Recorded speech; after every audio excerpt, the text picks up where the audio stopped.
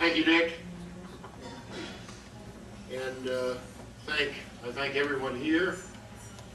I congratulate Blair on his remarks, and I appreciate so much Nick Sumblis, who's really worked so hard all over the United States of America. And I had a similar experience with my friend Pat Buchanan. He said, well, if you get me on the ballot in Texas, I'll go with you. We spent $300,000 to get him on the ballot in Texas. We did get ballot access. It cost that much because Ross Perot that year was paying $5 per name. And we started out paying 75 cents a name. And we didn't get it above $2, but nonetheless, it was a very expensive proposition. The lawyers cost us a lot of money. We did get it. Unfortunately, instead of crossing the bridge to our convention in San Diego, my friend Pat supported Bob Dole. That was a big disappointment. My wife and I had spent 4 hours with Pat and Shelley and Babe Buchanan, and we thought we had it, but we didn't.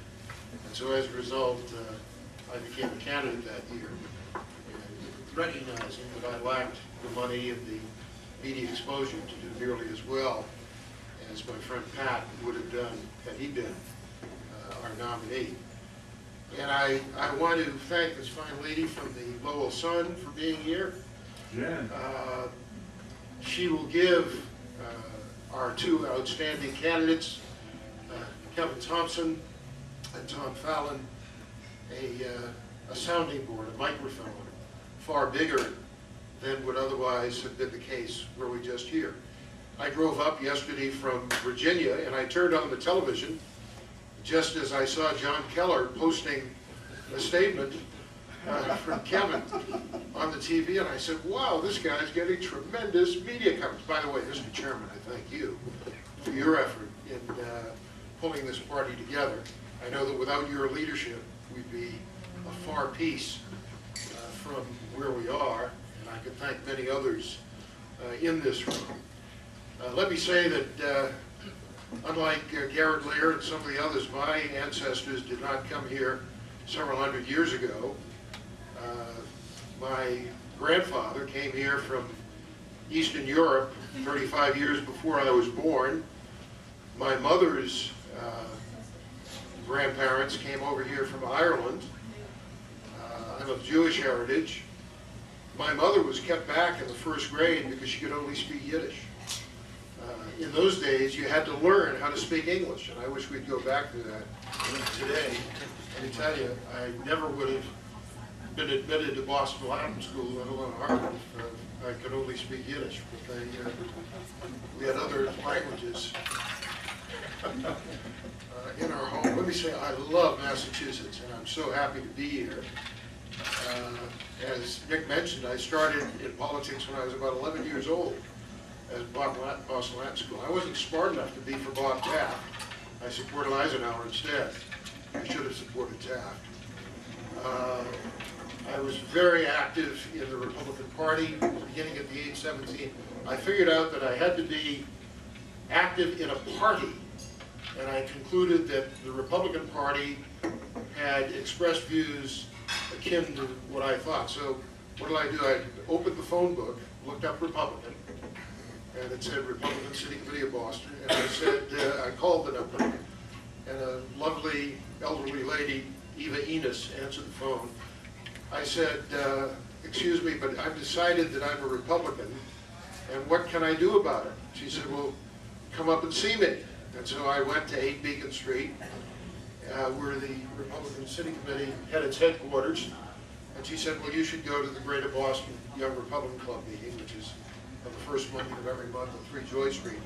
So I did that, and I was active in my home precinct at Brighton. I was an election warden when I was 21. I saw how Democrats steal elections. I'm a big fan of paper ballots. I think machines lead to fraud and corruption.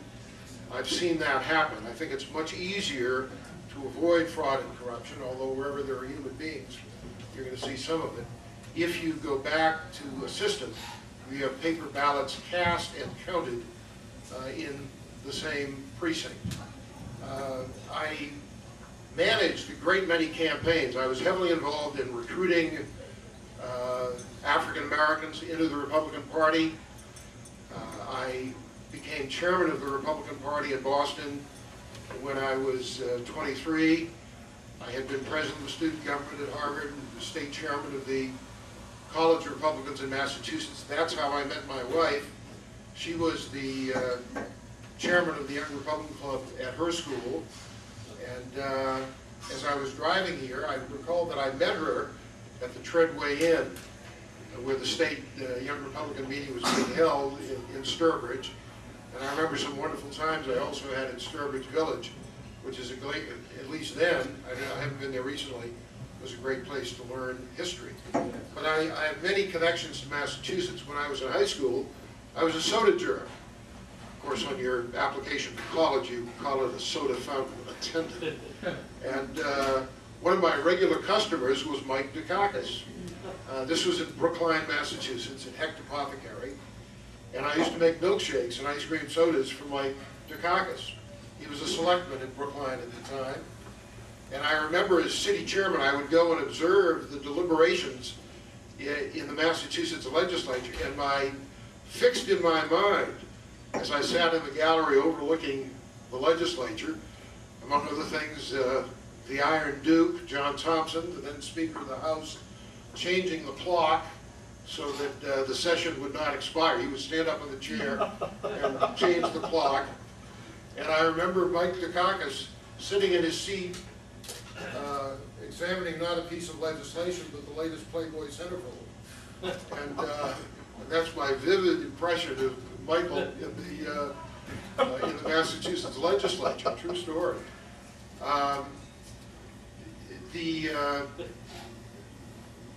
Washington beckoned. My family and I went to Washington. I was assistant to the chairman of the Republican National Committee, Ray Bliss, a great man from whom I learned much and whom I admired. Previously, I had managed a number of campaigns. We were talking about Chuck Colson before. Chuck was one of the brilliant men who served as administrative assistant to Leverett Saltonstall. What a team Saltonstall had over the years. He had John Fisher, who later started the Evan Charlie Show, the Evan Jerry Show. This is Dirksen and Halleck and Ford on Capitol Hill. A magnificent man who helped bring me to Washington, probably the greatest expert on Abraham Lincoln of his era. Elliot Richardson was one of the AAs to Saltonstall. Colson was, and so was Brad Morse. Now, Brad was a very dear friend of mine. He was the congressman from this district. His political views were different than mine, but we were very close friends nonetheless. In fact, when he decided to step down and go to the United Nations, where he became head of the UN Development Program, he asked me if I was interested in being the nominee to succeed him in the seat. And I said, you know, I've never lived in that district, and I don't feel called to do that. So instead, he called on my very dear friend, Paul Cronin, to succeed him and to be the nominee. Paul had been the best man at my wedding. He died young, sadly, but Paul had the distinction of being the first person to defeat John Kerry before George Bush did it in the 1972 election. And then in 74, Paul was defeated by Paul Tsongas. Now, I had served in the Nixon administration as director of the U.S. Office of Economic Opportunity, which was Lyndon Johnson's War on Poverty. I succeeded Sergeant Shriver and Don Rumsfeld and others, and I had been there for a couple of years before I became director, and I was outraged at what I saw being done during this Republican administration, as government funds were being used to promote abortion, to promote homosexual conduct, to promote Aztlan, the return of the southwestern United States to Mexico, to create hundreds of chapters of the National Welfare Rights Organization, to promote voting rights in California for illegal aliens. And I've only begun to tell you some of the things that were being funded.